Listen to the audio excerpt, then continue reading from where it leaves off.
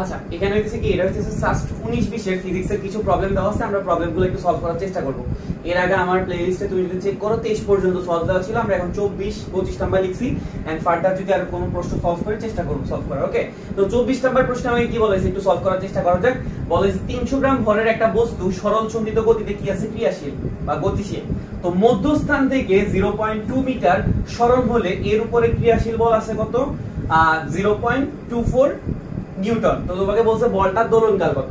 তো সরল সন্ধিত গতিতে গতিশীল তো যে কোনো কিছুই হইতে পারে, একটা পেন্ডুলাম হইতে পারে, একটা স্প্রিং হইতে পারে, বা বৃত্তাকার পথে চলমান যে কোনো কিছু কিন্তু কি হইতে পারে, সরল সন্ধিত গতিতে গতিশীল। তা আমরা নরমাল একটা উদাহরণ ধরলাম, একটা স্প্রিং, ঠিক আছে। তো এটা ছিল ধরো তোমার স্প্রিংটা, তো তুমি কি করলা, এটাকে কি করছো, কতটুকু বল দিছো, বললো যে 0.24 নিউটন বল দিয়ে এটাকে কতটুকু সরল করাইছো, 0.2 মিটার। এটা ছিল স্প্রিংটা, প্রথমে এরকম ছিল, তুমি এটাকে আরো বড় করে ফেলছো, ঠিক আছে। তুমি বল প্রয়োগ করে এটাকে কতটুকু বড় করছো, 0.2। বলছে না যে এটার মধ্যস্থান থেকে, মানে সাম্যাবস্থা, মধ্যস্থান মানে কি সাম্যাবস্থা, এটা সাম্যাবস্থায় ছিল কোথায়, স্প্রিংটা এরকম ছিল, আমি এটাকে টেনে কতটুকু বড় করছি, 0.2 মিটার। কতটুকু ফোর্স অ্যাড করছি, 0.24 নিউটন। তাইলে কি এটা এরকম থাকবে, তুমি যদি স্প্রিংটা ছেড়ে দাও তাহলে কি হবে, এটা এরকম করতে থাকবে না, ছোট বড় হইতে থাকবে, ঠিক আছে, সংকোচন প্রসারণ। আর তোমাকে যে বস্তুটা দেওয়া আছে, ধরো আমরা ধরে নিচ্ছি স্প্রিং, ওই স্প্রিংটার ভর দেওয়া আছে কত, 300 গ্রাম। ওকে, তো তোমাকে কি বের করতে বলছে, স্প্রিংটা যেহেতু সংকোচন প্রসারণ হইতেছে, তাহলে সেটা একটা পর্যায়বৃত্ত গতি, আর ওই পর্যায়বৃত্ত গতির কি আছে, অবশ্যই দোলনকাল আছে। তোমাকে কি বের করতে বলছে, দোলনকাল। দোলনকাল মানে কি, আমরা যে বড় হাতের টি বলি, ওইটা তোমাকে কি করতে বলছে, বের করতে বলছে। ব্যাপারটা কি বুঝতে পারছি, আশা করি প্রশ্নটা বুঝতে পারছি। এখন আমরা সলিউশনটা একটু করার চেষ্টা করি। প্রথমে আমাদেরকে কি কি মান দেওয়া আছে, মানগুলো আমরা একটু তুলে ফেলি।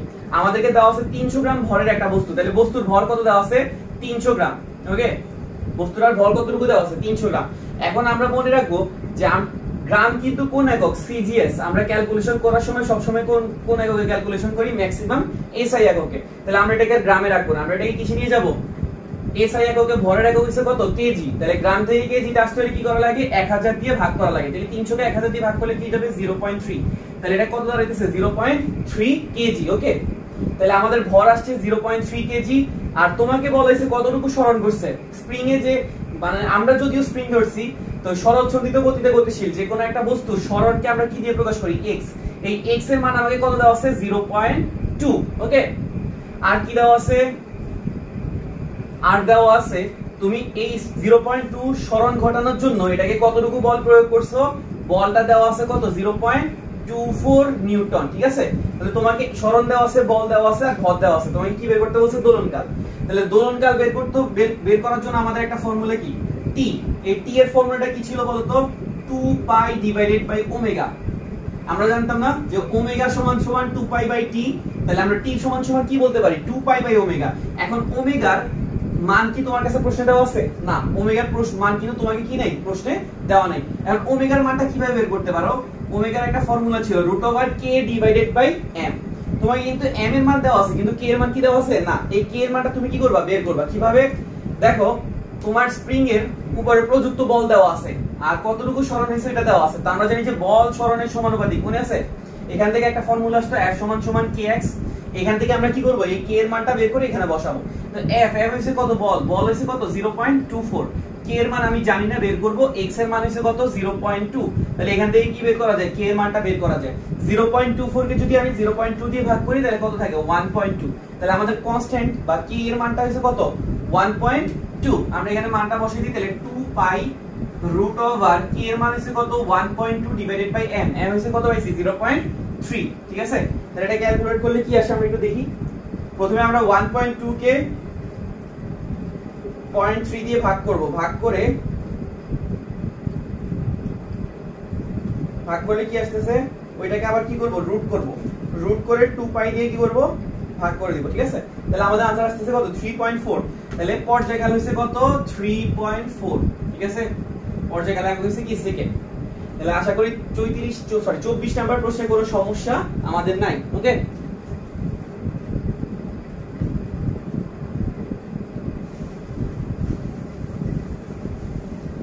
এরপরে প্রশ্ন আমাকে কি বলা হয়েছে, দেখো তো 25 নাম্বারের প্রশ্নটাতে আমাকে বলা হয়েছে যে 15 মিটার পার সেকেন্ড বেগে চলমান 160 গ্রাম ভরের একটা বস্তুকে তুমি ব্যাট দিয়ে আঘাত করলে, বলটা 25 মিটার পার সেকেন্ড বেগে ফিরে গেল।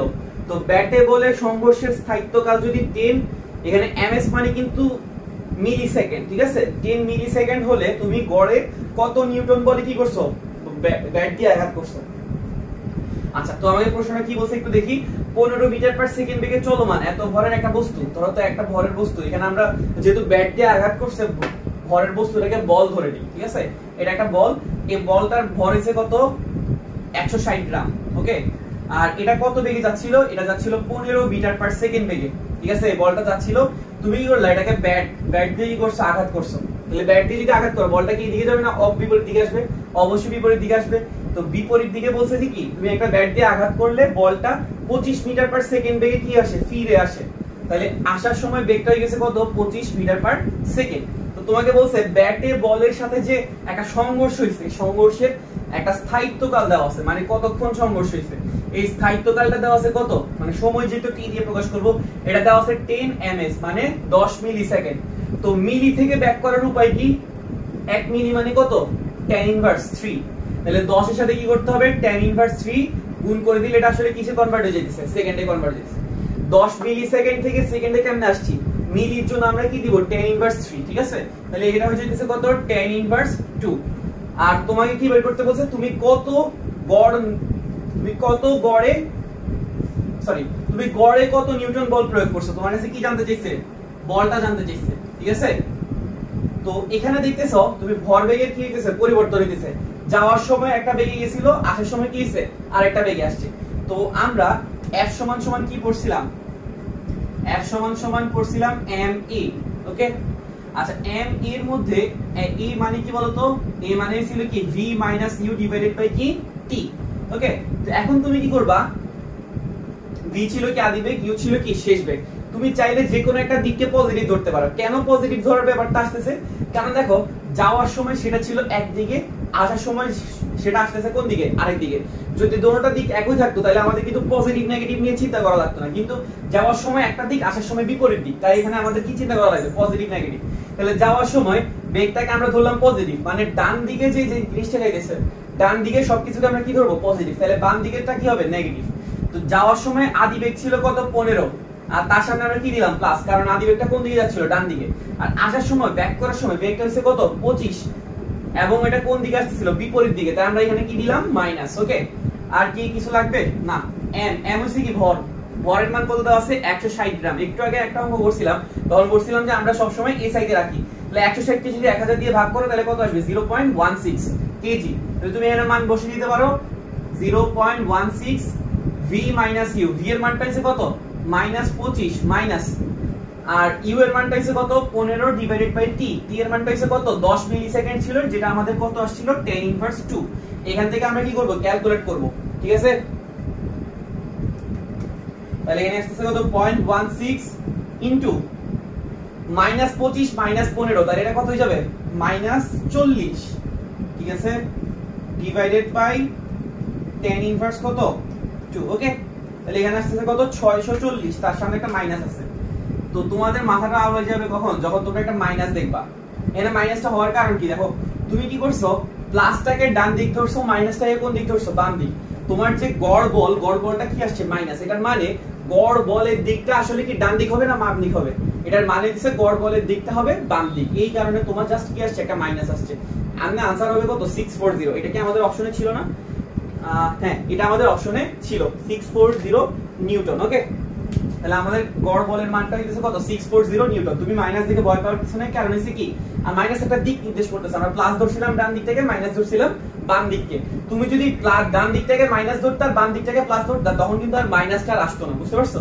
তো এই কারণেই তোমার এখানে কি করতে হবে, জাস্ট মানটা নিলেই চলবে। মাইনাস দ্বারা বুঝিয়ে দিচ্ছে গড় বলের দিকটা কোন দিকে, বাম দিকে। তো আশা করি বুঝতে পারছি। আর কোনো সমস্যা থাকলে আমাকে জানাতে পারো। আর ভিডিও দেখার জন্য ধন্যবাদ। চ্যানেলে নতুন হলে অবশ্যই সাবস্ক্রাইব করবা, ঠিক আছে? আল্লাহ হাফেজ।